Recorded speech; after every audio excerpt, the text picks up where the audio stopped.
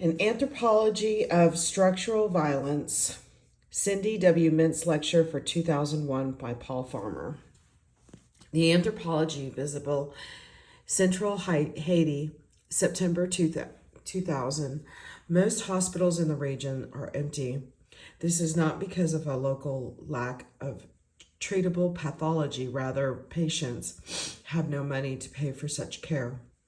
One hospital situated in a squatter settlement just 8 kilometers from a hydroelectric dam that decades ago flooded a fertile valley is crowded. Medicines and laboratory studies are free. Every bed is filled, and the courtyard in front of the clinic is mobbed with patients waiting to be seen. Over 100 have slept on the grounds the night before and are struggling to smooth out wrinkles in hand-me-down dresses or pants or shirts. Hats are being adjusted, and some are massaging painful cricks in the neck. The queue of those waiting to have a new medical record created is long, snaking toward the infectious disease clinic I am hoping to reach. First, however, it is better to scan the crowd for those who should be seen immediately. Less ethnographically visible is the fact that Haiti is under democratic rule. For the first time in almost two centuries, democratic elections are planned and could result in a historic precedent. President Rene Preval, elected some years earlier, could actually survive his presidency to transfer power to another democratically elected president. If Preval succeeds, he will be the first president in Haitian history ever to serve out his mandate. Not a day more, not a day less.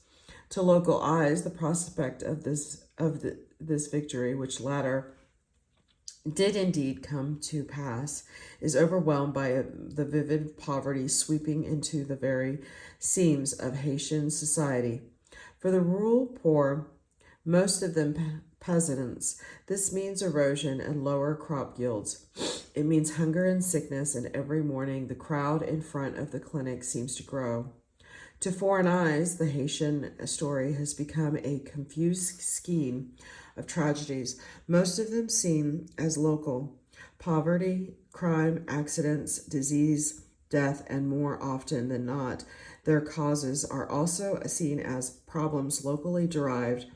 The transnational tale of slavery and debt and turmoil is lost in the vivid poverty, the understanding of which seems to defeat the analysis of journalists and even more anthropologists focused as we are on the ethnographically visible. What is there in front of us, making my way through this crowd, has become a daily chore and triage. Seeking out the sickest, a ritual in the years since I became a medical director of the clinic. Now the morning sun angles into the courtyard, but the patients are shaded by tall ficus trees. Planted there years before the clinic and hospital were built into the hillside over the previous 15 years. But the dense foliage gives the impression that the buildings have been there for decades. I see 2 patients on makeshift stretchers. Both are being examined by auxiliary nurses armed with stethoscopes and blood pressure cuffs. Perhaps this morning it will take less than an hour to cross the 600 or so yards that separate me from another crowd of patients already diagnosed with tuberculosis or AIDS. These are the patients I am hoping to see, but it also is my duty to see the larger crowd, which promise on this warm Wednesday morning to overwhelm the small Haitian medical staff. A young woman takes my arm in a common enough gesture in rural Haiti. Look at this, doctor. She lifts a left breast mass. The tumor is not at all like the ones I was taught to search for during my medical training in Boston. This lesion started as an occult lump, perhaps, but by this September day has almost completely replaced the normal breast. It is a fungating mass in medical jargon, and clear yellow fluids weeps down the front of the light blue dress. Flies are drawn to the diseased tissue, and the woman waves them away mechanically. On either side of her, a man and a woman help her with this task, but they are not kin, simply other patients waiting in the line. Good morning, I say, although I know that she is expecting me to say next to nothing and wants to be the speaker. She lifts the tumor toward me and begins speaking rapidly. It's hard and painful, she says.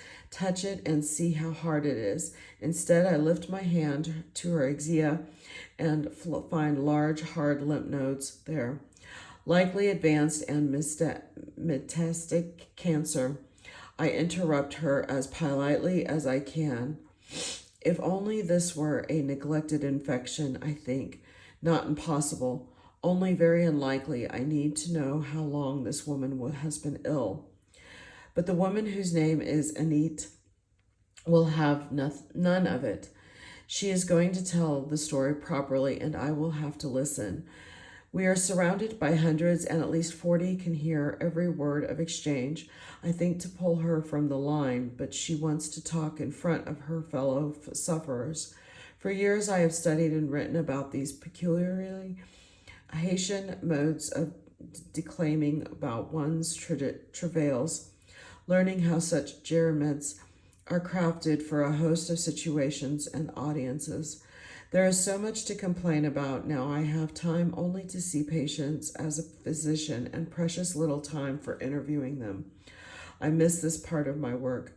But although I want to hear a neat story, I want even more to attend to her illness, and to do that properly will require a surgeon unless she has come with a diagnosis made elsewhere. I look away from the tumor she carries in addition to a hat and a small bundle of oddments. A white vinyl purse, please. I think let there be useful information in there. Surely she has seen other doctors for a disease process that is at a month long. I interrupt again to ask her where she has come from and if she has sought care elsewhere. We do not have a surgeon on staff just now. We have been promised. A weary functionary at the Ministry of Health has told me that the Cuban government will soon be sending us a surgeon and a pediatrician, but for this woman, Anit, time has run out. I was about to tell you that, doctor. She has let go of my arm to lift the mass, but now she grips it again. I'm from near Jeremy, she says, referring to a small city on the tip of Haiti's southern peninsula, about as far from our clinic as one could be, and still be in Haiti. To reach us, and have passed through Port-au-Prince with its private clinics, surgeons, and oncologists.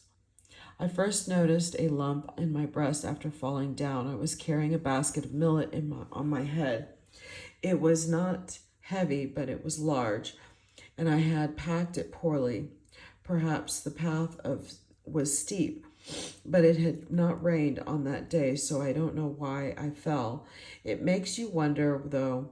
At least a dozen heads in line nod in assent, and some of Neat's fellow patients make noises, encouraging her to continue. How long ago was that? I ask again. I went to many clinics, she says, in front of dozens of people. She has met only that morning, or perhaps the night before. I went to 14 clinics. Again, many nod assent. The woman to her left says, Adayi, meaning something along the lines of, you poor thing, and lifts a finger to her cheek. This crowd response seems to please Anit, who continues her narrative with gathering tempo. She still has not let me know how long she has been ill. 14 clinics, I respond. What did they say was wrong with you? Did you have an operation or a biopsy? The mass is now large and has completely destroyed the normal architecture of her breast. It is impossible to tell if she has had a procedure, as there is no skin left to scar. No, replies Anit. Many told me I needed an operation, but the specialist who could do this was in the city, and it cost $700 to see him. In any case, I had learned in a dream that it was not necessary to go to the city. The city means Port-au-Prince, Haiti's capital. More of the crowd turns to listen. The shape of the line changes subtly, beginning to resemble more of a circle. I think uncomfortably of the privacy of a U.S. examination room and of the fact that I have never seen there a breast mass consume so much flesh without ever having been biopsied. But I have seen many in Haiti, and almost all have proven malignant. Anit continues her narrative. She repeats that on the day of her fall, she discovered the mass. It was small and hard, she says, an abscess, I thought, for I was breastfeeding and had an infection while breastfeeding once before. This is about as clinical as the story is to get. For Anit returns to the real tale. She hurt her back in the fall. How was she to care for her children and for her mother? Was sick and lived with her. They all depend on me. There was no time. And so the mass grew slowly and worked its way under my arm. I give up trying to establish chronology. I know it had to be months or even years ago that she first discovered this small mass. She had gone to clinic after clinic, she says, spending our very last money. No one told me what I had. I took many pills. What kind of pills, I ask. And he continues, pills, I don't know what kind. She had given biomedicine its proper shot, seems to say, but it had failed her. Perhaps her illness had more mysterious origins. Maybe someone sent me this way, she says, but I'm a poor woman. Why would someone wish me ill? Unlikely, says an older man in line. It's God's sickness. Anit had assumed it as much.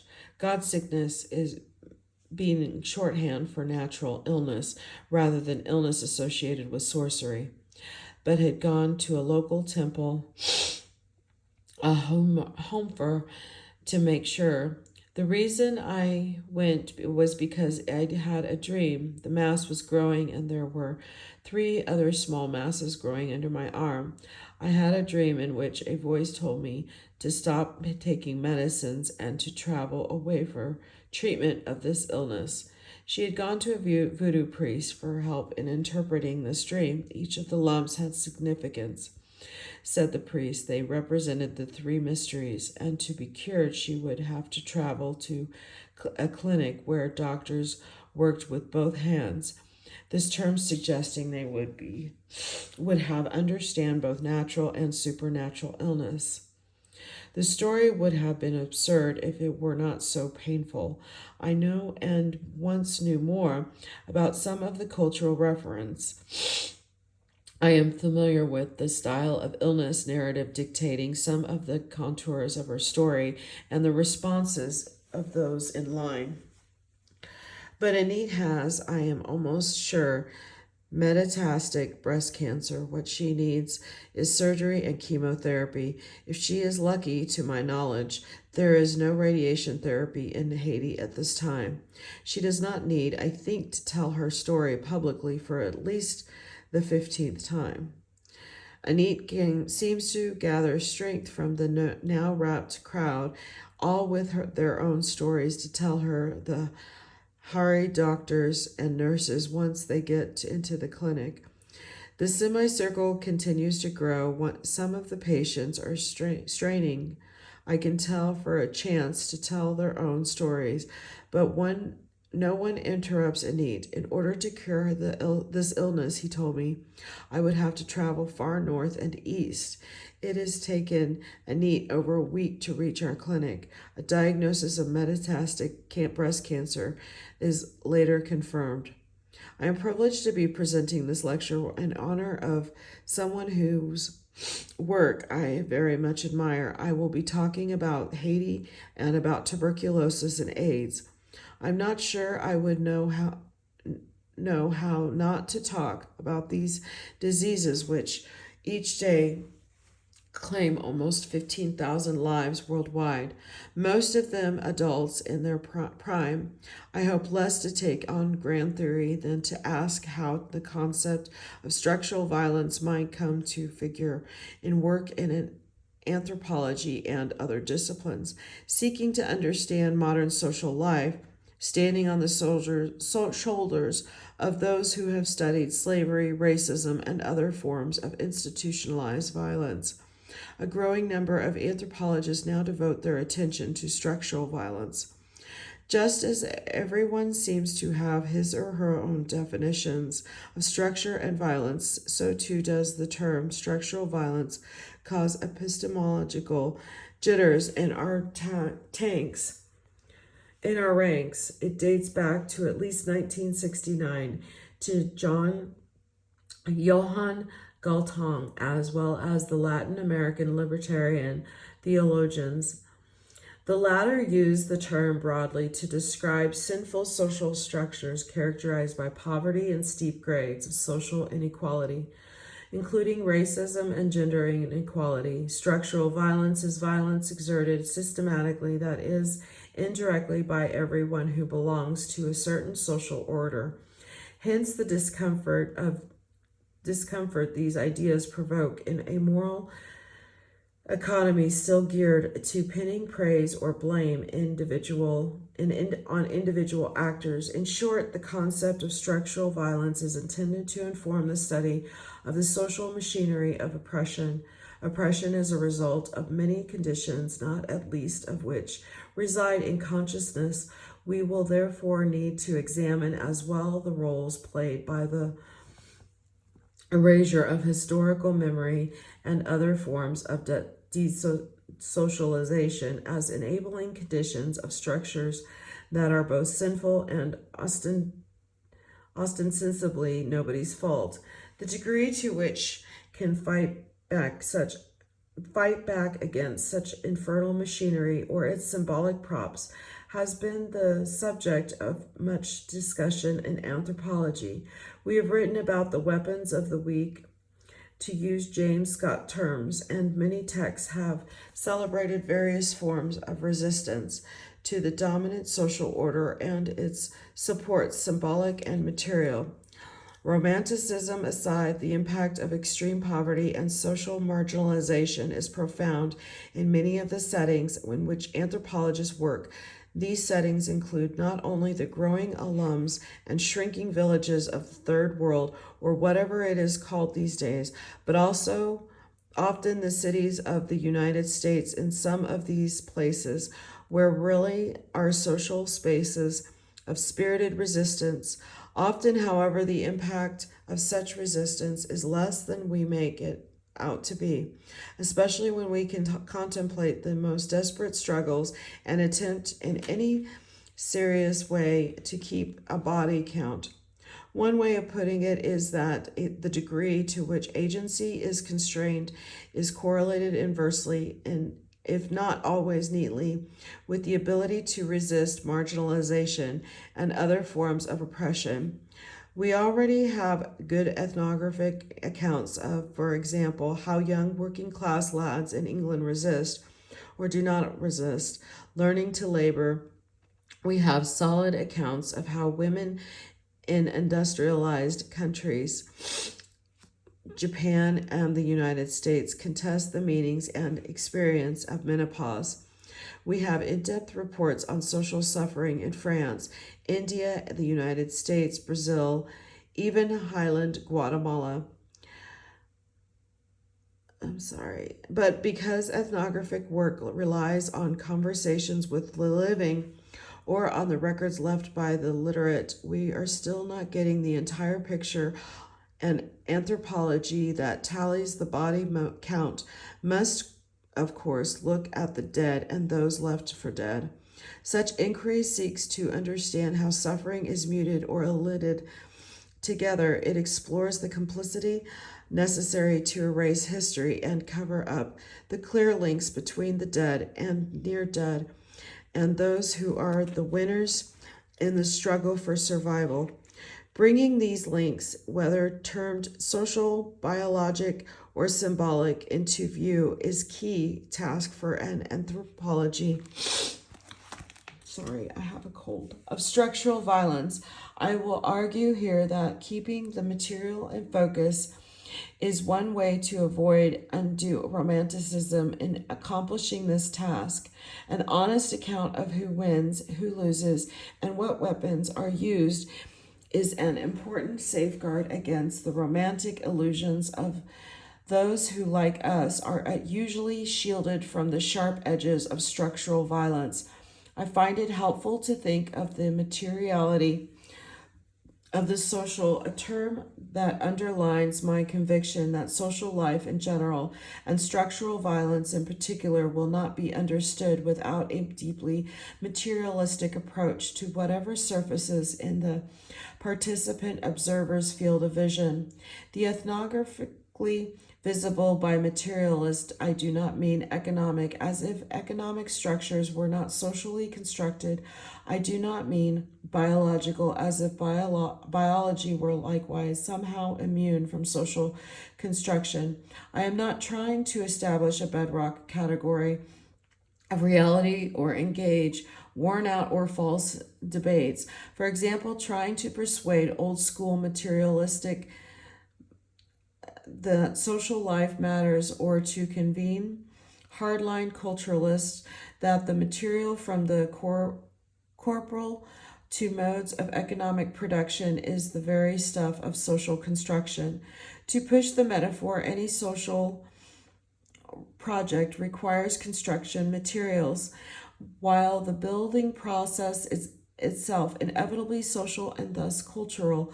The adverse outcomes associated with structural violence, death, injury, illness, subjugation, stigmatization, and even psychological terror come to have their final common pathway in the material structural violence is embodied as adverse events if what we study as anthropologists is the experience of people who live in poverty or are marginalized by racism, gender, inequality, or noxious mix of all of the above. The adverse events to be discussed here include epidemic disease, violations of human rights, and genocide. Purist naysayers aside, such an approach fits easily within the historically attested project of modern anthropology.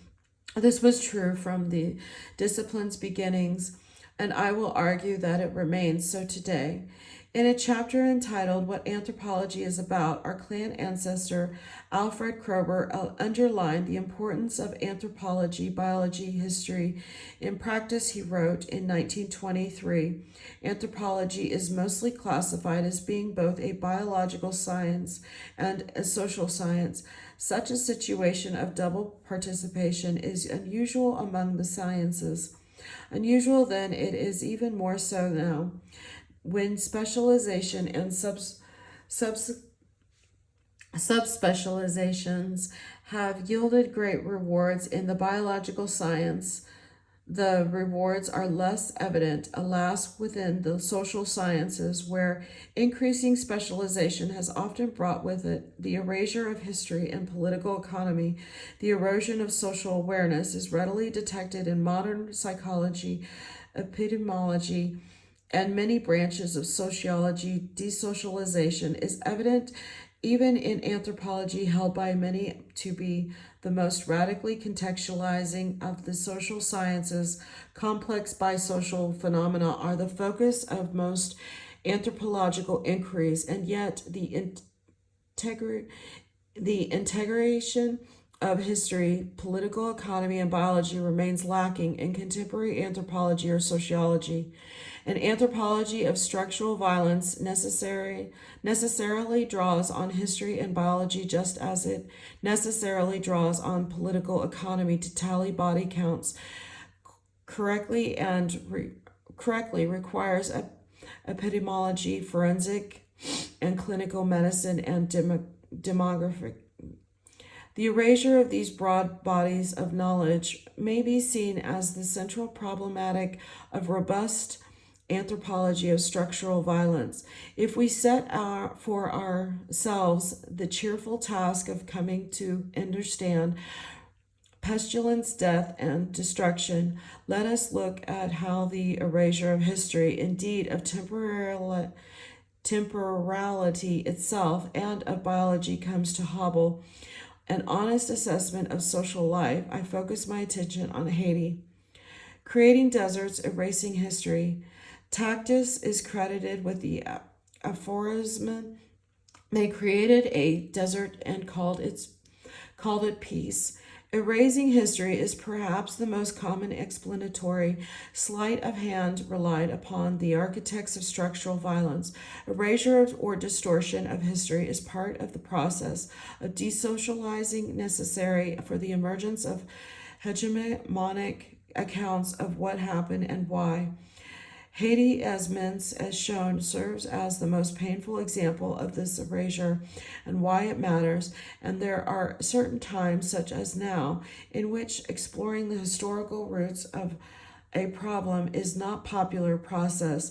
There is not always much support for laying bare the fretwork of entrenched structures that promise more misery. Soon after the events of September 11th, the English novelist John le Carre observes, suggesting that there is a historical context for the recent atrocities is by implication to make excuses for them.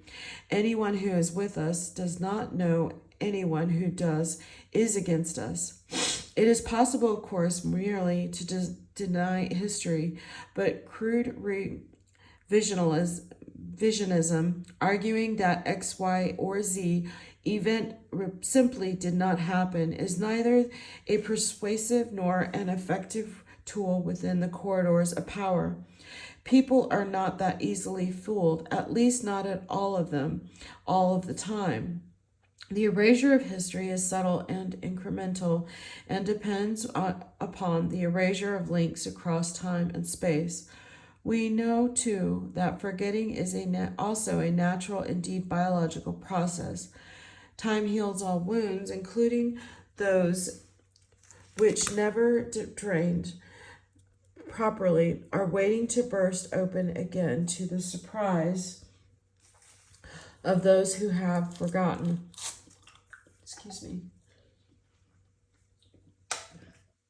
Getting a good accounting of an event is always challenge for the ethnographer who remains committed to the quest for, let's say, the truth. In certain academic arenas, such a search is regarded as little more than romantic or misguided. Anthropological inquiry often starts with current events and the ethnographically visible. When we study the social impact of hydroelectric dam or of terrorism or of a new epidemic, we run a great alighting risk. Erasures in these instances prove expedient to the powerful, whose agency is usually unfettered. Imbalances of power cannot be erased without distortion of meaning. Without a historically deep or geographically broad analysis, one that takes into account political economy, we risk seeing only the residue of meaning. We see puddles, perhaps, but not the rainstorms, and certainly not the gathering thunderclouds. Both parts of this explanatory duty of the geographically broad and the historically deep are critical. Those who look only to the past to explain the ethnographically visible will miss the webs of living power that enmesh witnessed misery. Some of the links that must be made visible are the living links, the latter-day critique of the conduct of ethnographic fieldwork within the confines of the now rarely mentioned British Empire has served as the classic example in anthropology. The African anthropology of Evans Pritchard and many others has been subjected to exercises attempting to restore these elided links. Indeed, Johannes Fabian has argued that denial of causalness remains a major problem in anthropology. Those who look only to powerful present day actors to explain misery will fail to see how inequality is structured and legitimated over time, which construction materials were used, and when and why and how. Our attempts to freeze social process in an ethnographic present have in the end only complicated our task by some strange sleight of hand. Mintz has noted one anthropological monograph after another whisks out of view any signs of the present and how it came to be. This vanishing act imposes burdens on those who feel the need to perform it. Those of us who do not ought to have been thinking much more soberly about what anthropologists should study. Richly socialized accounts take time and space. They are longer than sound bites, more than factoids. They still emerge in certain forms. Books, say, or long documentary films are rare in the media that command popular attention. Popular media adore the quick fix. Best of all is a one-word explanation, such as Islam made them do it, or the clash of cultures is inevitable, or they envy or good fortune. Our works are long in part because the more we know about something, the less easy it is to dismiss any twist of interpretation or any ostensibly arcane historical detail as relevant. How can we be sure of its irrelevance? If our epistemic sense of relevance filters something out, is that appropriate, or is it rather an occasion for critiquing our filters? Relevance depends on what we are looking for, and the richer our knowledge of the material, the more competing hypotheses we will derive from it. The burden of significance becomes overwhelming as links between apparently disparate acts and distant places are revealed, and the stakes are high. Surely, when it is a matter of life and death, allow me to offer, through two vignettes from the 1780s, separated in space but not in time, an example of linked coeval processes. The first concerns French cuisine and fashion, still celebrated, and the other a less well-known export item, French enslavement of Africans. I am quoting from a cultural history of the soon-to-be ancient regime. Hair powder, a mixture of starch and perfumed powders, had been in use throughout the century, but now you could not be in fashion unless you wore towers of hair piled up nearly 3 feet high and generously supplemented with cushions and hairpieces. This edifice was adorned with curls, a hat, ostrich feathers, and jewels, but to be really modish, you had to wear a headdress de circonstance. Thus, when Admiral d'Estaing won his battle over the English fleet, ladies wore an entire ship, almost a foot high and dangling a jewel anchor in the back. They adorned themselves with flowers which drew water from flat bottles concealed deep within the structure, or with mechanical jeweled bird, which suddenly started to trill. This truly over-the-top haberdashery was to be found on the heads of the well-to-do, but even the growing upper middle class was able to partake in such excess well before France was said to have a middle class. French cuisine, we read in the same book, continued to progress in less exalted circles. The first modern cookbook was published in 1779, entitled La Cuisinière. Bourgeoisie, it achieved instant and lasting popularity. Bernier reports that if you were reasonably prosperous and wanted to give a dinner For 15 in the summer, La Cuisinière Bourgeoisie advised the following menu.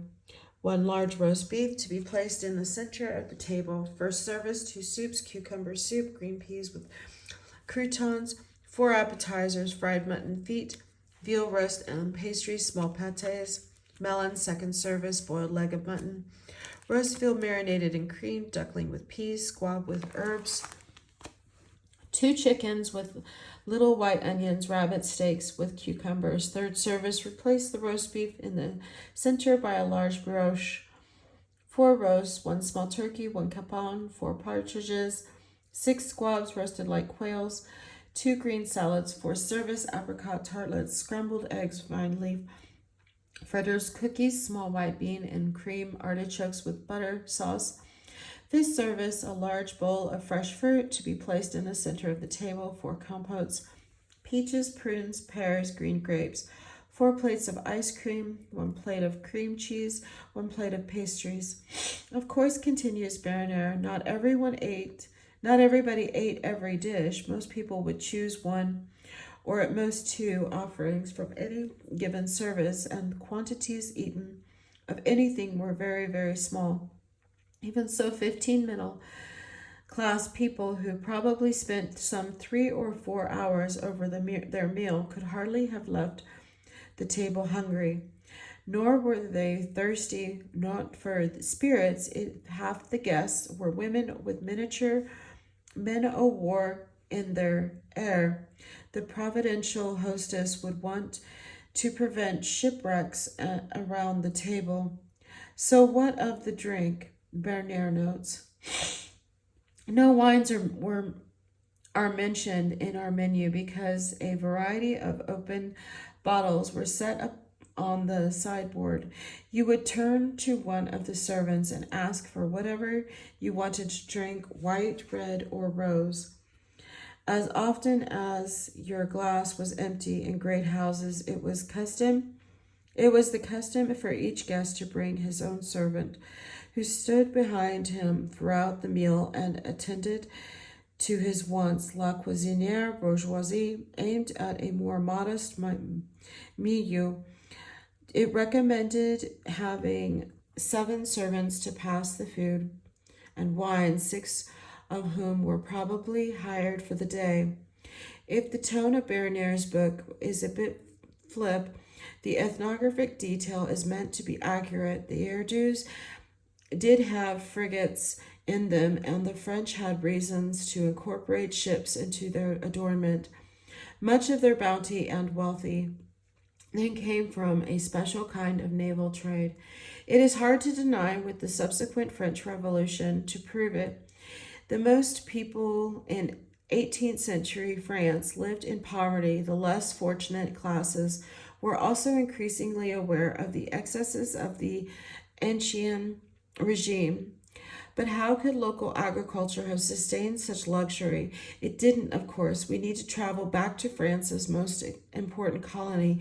It is estimated that by the late 18th century, 2/3 of all Europe's tropical produce and a great deal of French wealth came from Haiti alone.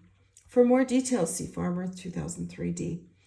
Indeed, although the author of the above-cited text does not mention slavery until page 181, he does spell out the cause and effect relationship between the accumulation of merchant capital through the triangular trade and the launch of powdered frigates into the salons of Paris, Bordeaux, and Versailles.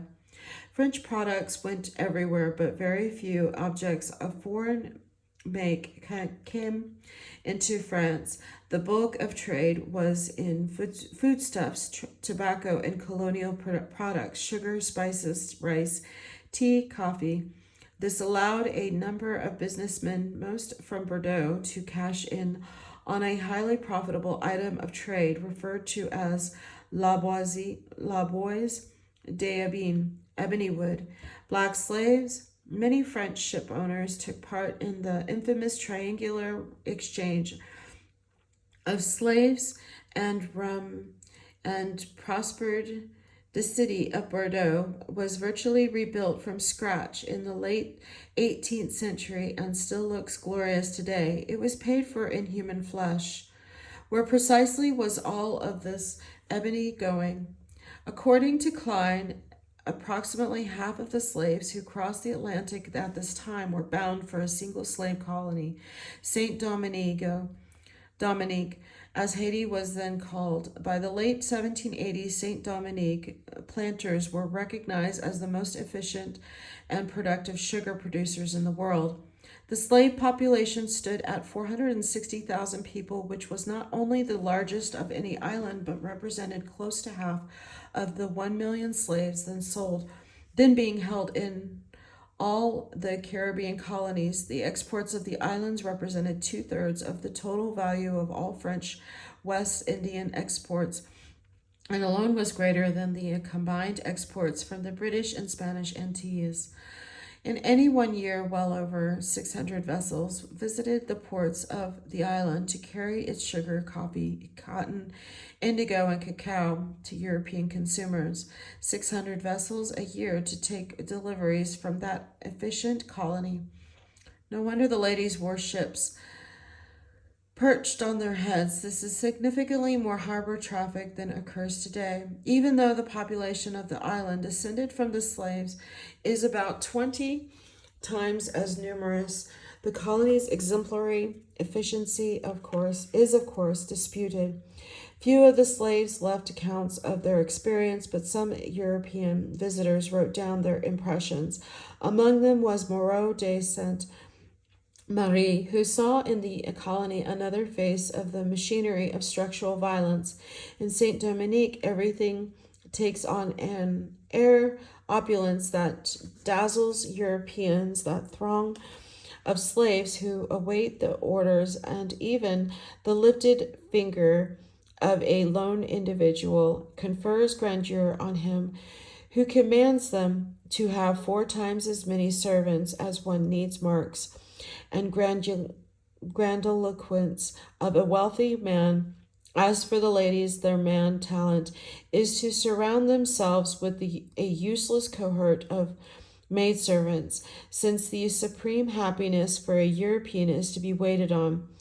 He even rents slaves until able to possess them in his own right. That the French slave colony was a hellish place was evident enough to French and other European visitors. Few Frenchmen who had a choice left their comfortable European homes, though many were indirect beneficiaries of the colonial system, but justifications of slavery were well accepted by most Europeans, even at the height of the Enlightenment, and misgivings were not often expressed.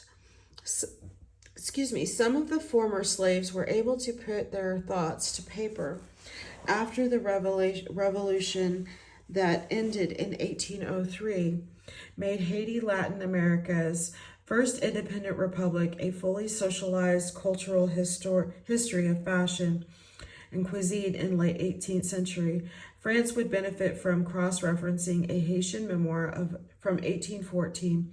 Speaking of his former French masters, Pompey Valentin Vasti asks, have they not hung up men with heads downward, drowned them in sacks, crucified them on planks, buried them alive, crushed them in mortars?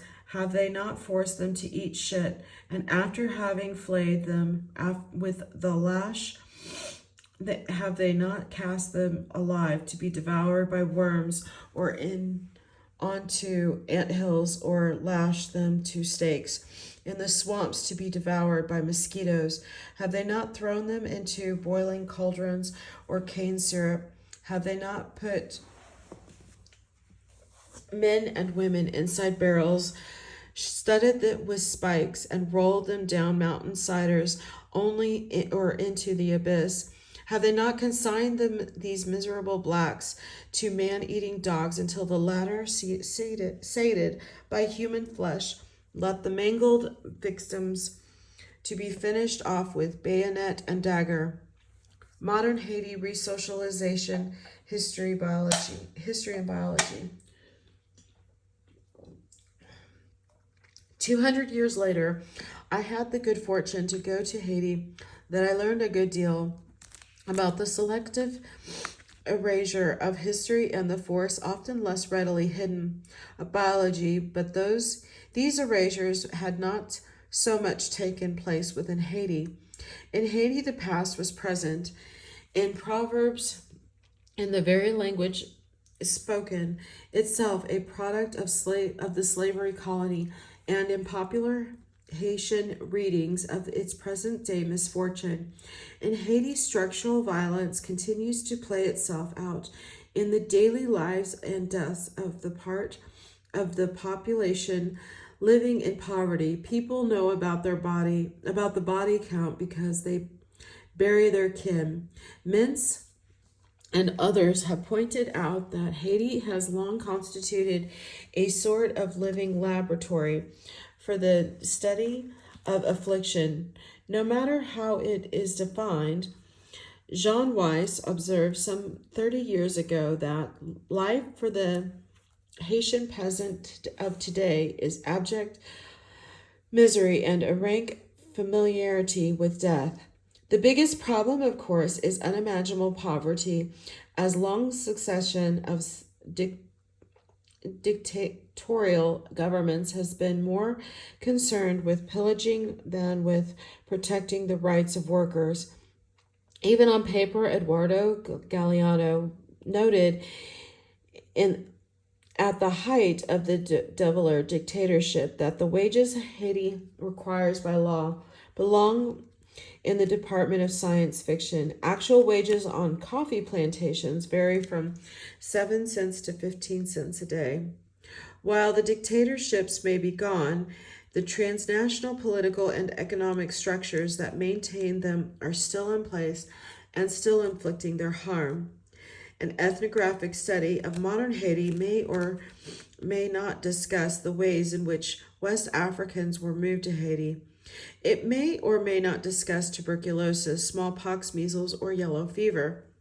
A modern ethnographer may not mention the former colonies having been forced to repay a debt to the French supposedly incurred by the loss of the world's most profitable slave colony, but these facts need to be included, and their sequelae address their absence makes a fully socialized accounting of the present nearly unthinkable. Allow me to sum up the post-independence history of Haiti. The Haitian Revolution began in 1791. France's refusal to accept the loss of so efficient and profitable a colony led ultimately to the expedition of the largest armada ever to cross the Atlantic. After the 1803 Battle of Versailles, in which Napoleon's troops were defeated, Haiti was declared an independent nation, but its infrastructure lay in ruins. Some estimate that more than half of the island's population perished in the war. The land was still fertile, if less so than when the Europeans began monocropping it.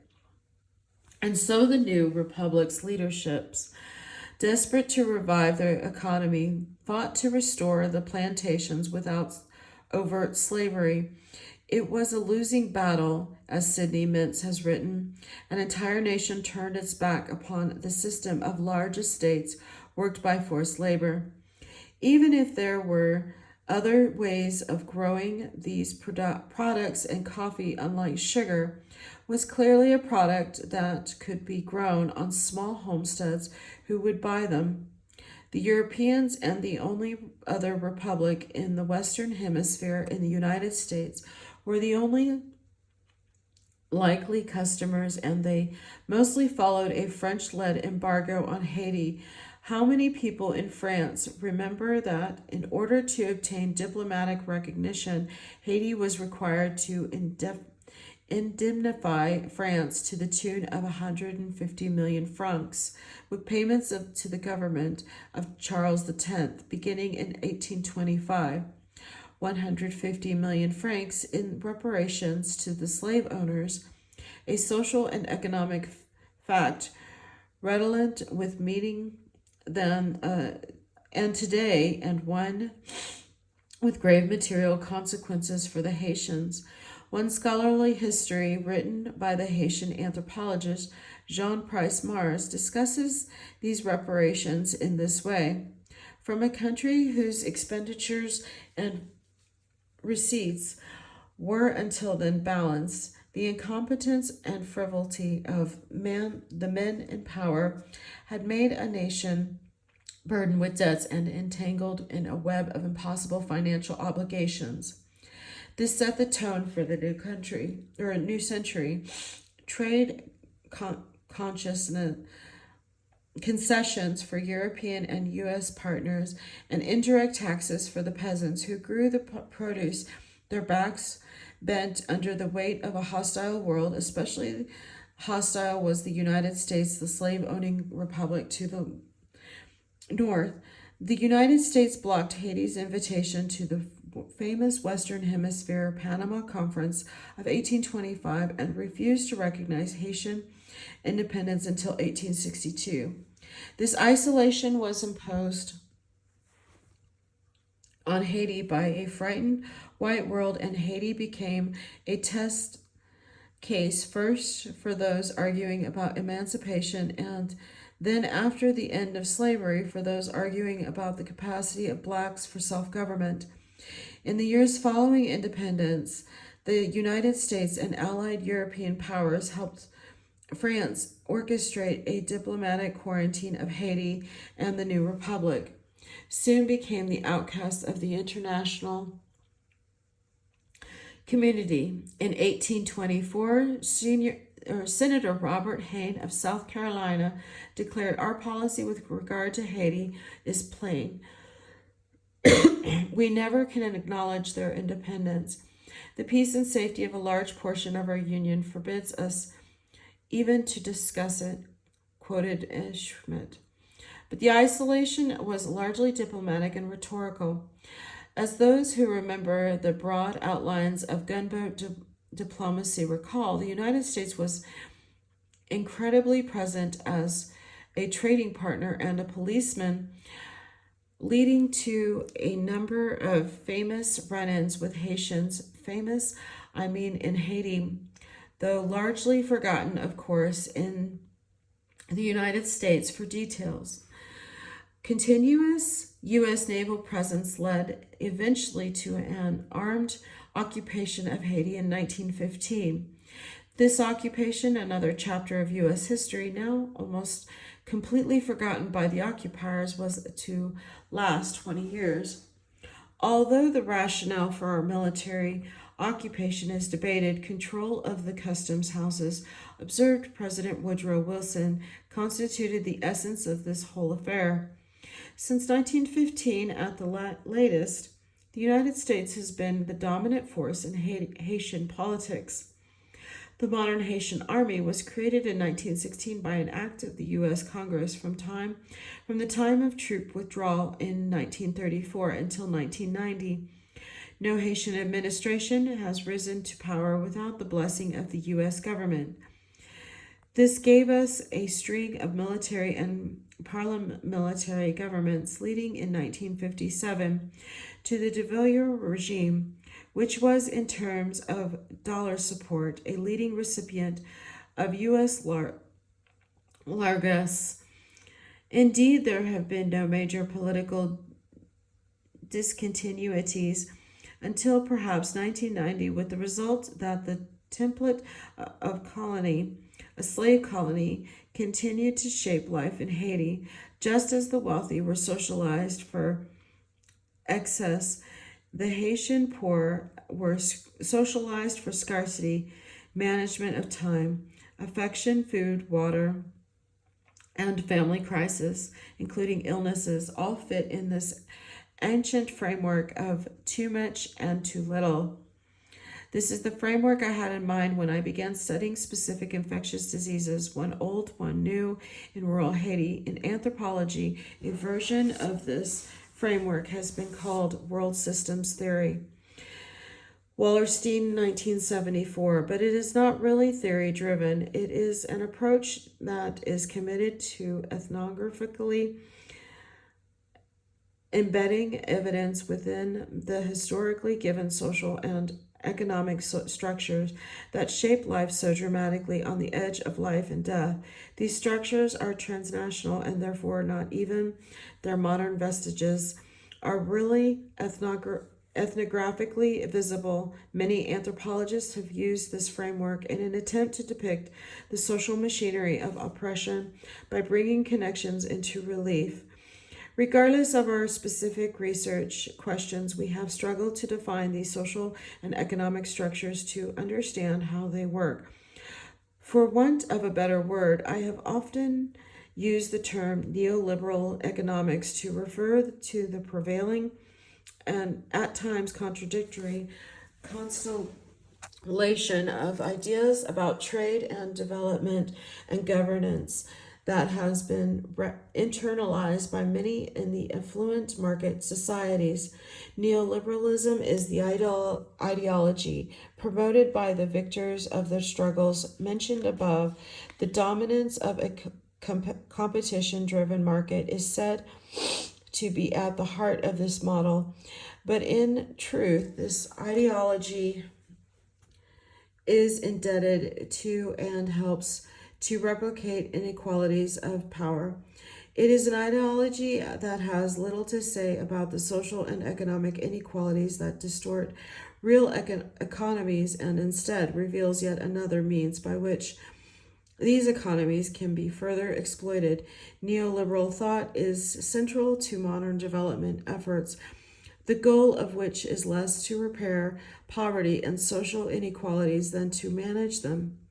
Its opponents include some of those left behind by development, whose deep disaffection is rooted in the erased experience I have tried to summarize.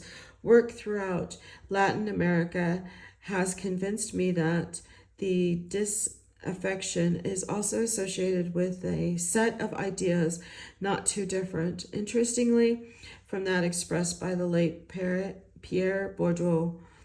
Scientific rationalism, the rationalism of the mathematical models which inspire the policy of the IMF or the World Bank, that of the great law firms, great judicial multinationals which impose the traditions of American law on the whole planet, that of rational action theories, etc., is both the expression and the justification of a Western arrogance which leads some people to act as if they had the monopoly of reason and could set themselves up as world policemen.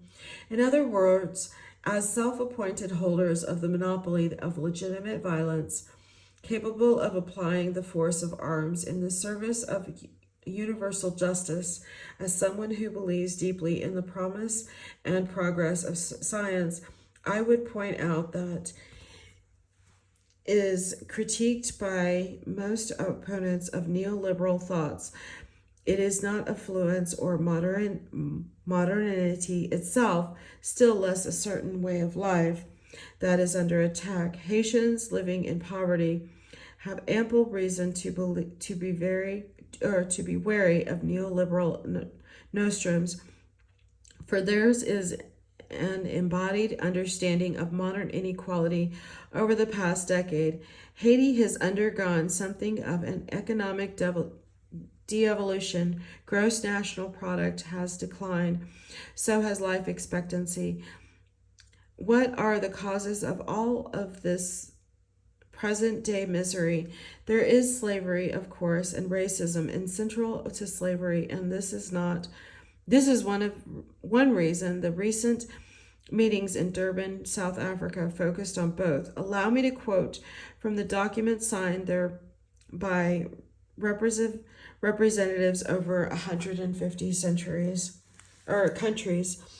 The World Conference acknowledges and profoundly regrets the massive human sufferings and the tragic plight of millions of men and women and children caused by slavery, slave trade, transatlantic slave trade, apartheid, colonialism, and genocide, and calls upon states concerned to honor the memory of the victims of past tragedies and affirms that wherever and whenever these occurred, they must be condemned and their reoccurrence prevented.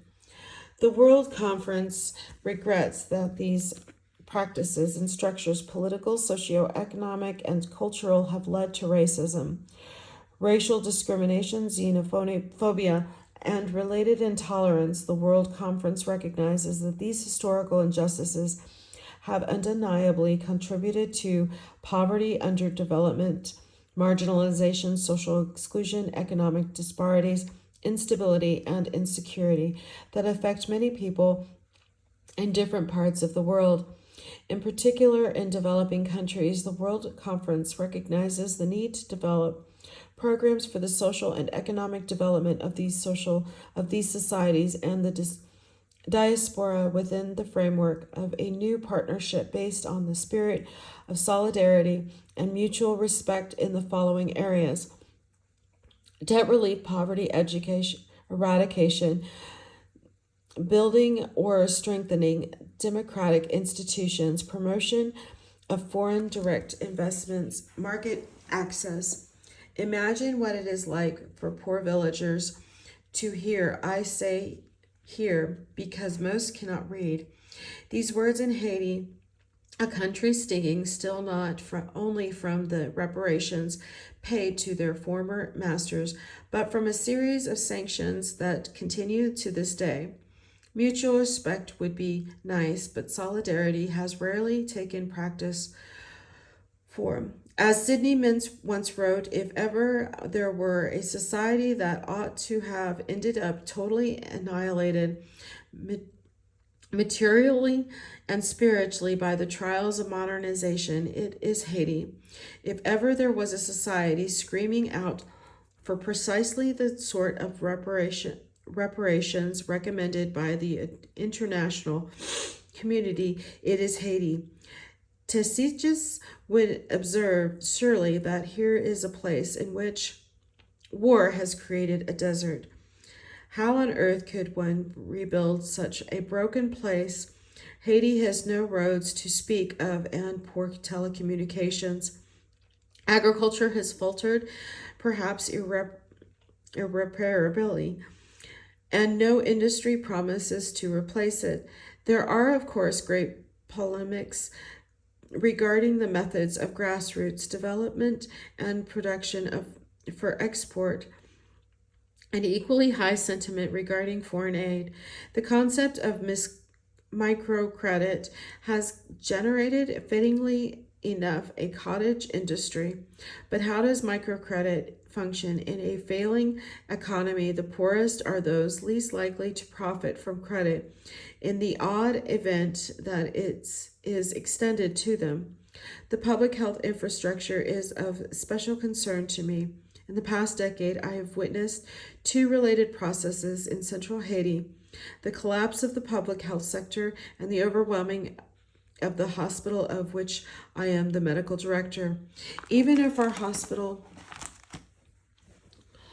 were uninteresting in seeking foreign aid in the conventional sense, we would desperately be awaiting the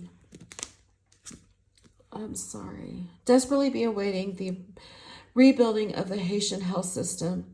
The international community promised to help rebuild Haiti in 1994 when a $500 million aid package was proposed.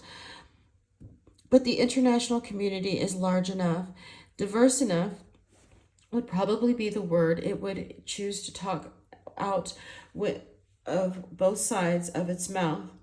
We have read the Durban Declaration, which calls for reparations to postal slavery societies. We agree that this hemisphere's poorest country is also, and not coincidentally, its largest post-slavery society. Cuba would be in second place.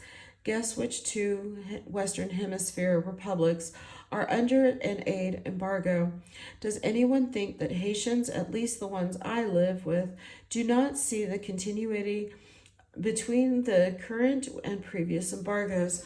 What embargo, one may ask, well, imposed on Haiti by whom? Since the Haitian elections of 2000, the U.S. government has used its influence with international lending institutions such as the Inter-American Development Bank to withhold already approved loans earmarked for the development and improving health, education, and water quality in Haiti. And direct aid from the U.S. government now bypasses the formal national structures such as ministries of health and education and distributed solely to non-governmental agencies. Excuse me. What is the justification for such an embargo given all our promises? Are there credible claims, for example, that Jean-Bertrand Aristide, as unpopular in Washington, D.C. as he is popular in rural Haiti, did not win the presidential elections of November 2000 fair and square? No, the complaints this time are about the legislative elections that took place in May of 2000. Months before Aristide was reelected by the usual landslide, and in dispute were all of 8 senatorial seats. The argument is that since voting counting was supposedly not done correctly, there should have been a runoff election. So, presto, official aid to Haiti is frozen. Those of us who study the patterns of giving to other countries may already be a bit suspicious as to the real motives behind such action. In a recently published editorial, Burns and McCarthy put it well. Where else in the world does it deny sending crucial aid to famished neighbor in spite of its underdeveloped political system? Haitians are well aware of Washington's game and are likening its freezing of disparity needed funds to the U.S. embargo imposed on Haiti after their 1804 revolution made the island the world's first black republic. We seem to have no trouble running hundreds of millions through the de Villiers dictatorship. We were unstintingly generous to the post-de Villiers military, whose spectacular exploits included burning down Aristide's packed church during Mass.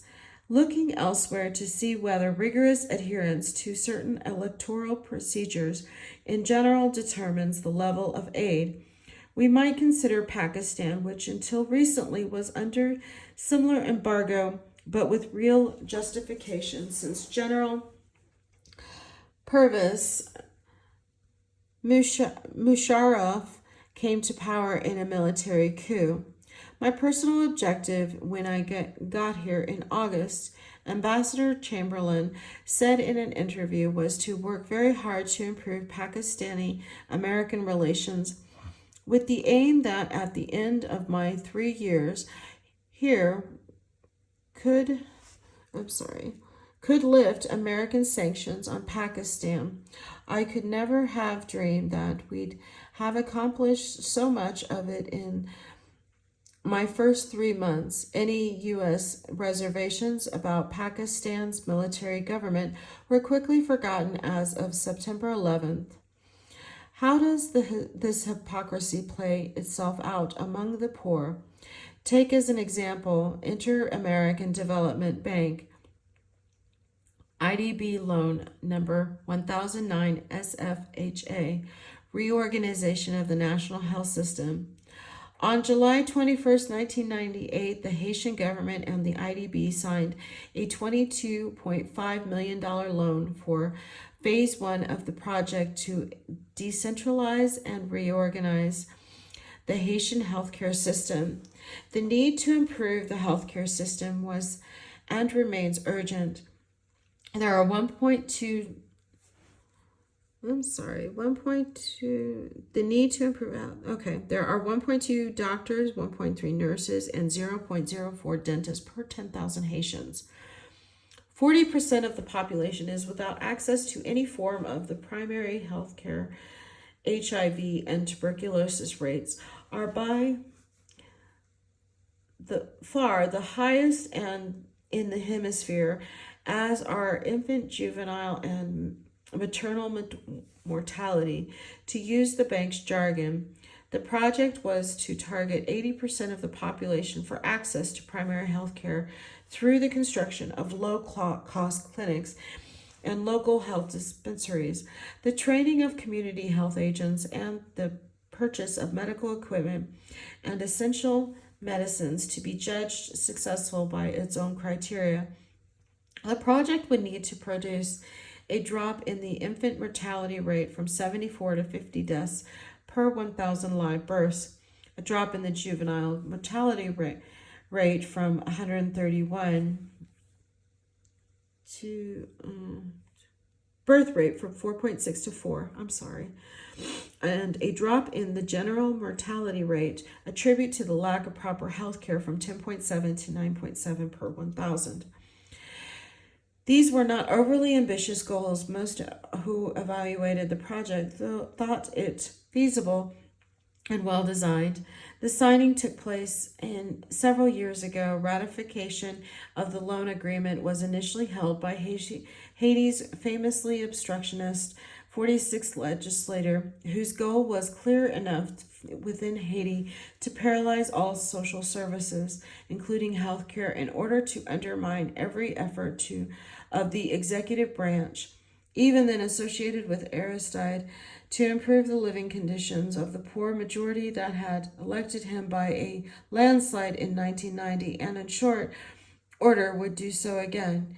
In October 2000, after the installation of the more representative 47th legislature, the new parliament voted immediately to ratify the health project, along with the 3 other vital IDB loan agreements.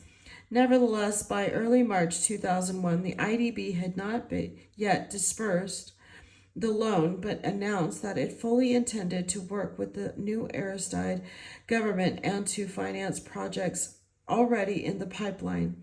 It demanded, however, that a number of conditions he met, requiring the poorest nation in the hemisphere to pay back millions of dollars of outstanding debts racked up by the previous U.S.-supported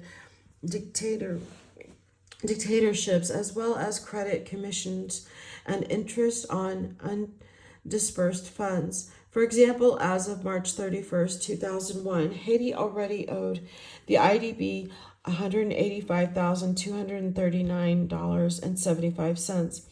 As a commission fee on a loan, it had never received the total amount of fees owed on 5 development loans from the IDB was $2,311,422.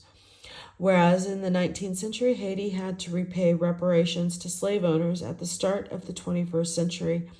A different sort of extortion was being practiced to ensure that Haiti not become too independent. The health loan has still not been dispersed, and thus the embargo on international aid to Haiti continues, despite the fact that the Haitian government has followed all the stipulations set down for resolving the disputed elections. In the meantime, the courtyard around our hospital remains overflowing, that is, the ethnographically visible parts. These details about loans and such may seem pedestrian to an academic audience. They certainly would hold no great interest for me were it not for their direct and profound impact on the bodies of the vulnerable. Trust me, they are of life and death significance.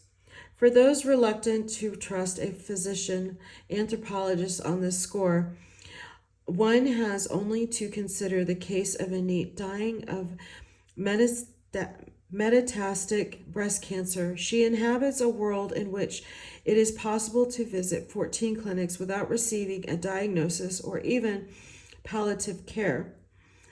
The contours of this world, a world in which her options and even her dreams are constrained sharply, have been shaped by the historical and economic processes described in this paper. Bourdieu used the terms habitus as a structured and structuring principle. Structural violence is structured and structuring. It constricts the agency of its victims. It tightens a physical noose around their necks, and its garroting determines the way in which resources, food, medicine, even affection are allocated and experienced. Socialization for scarcity is informed by a complex web of events and processes stretching far back in time and across continuance.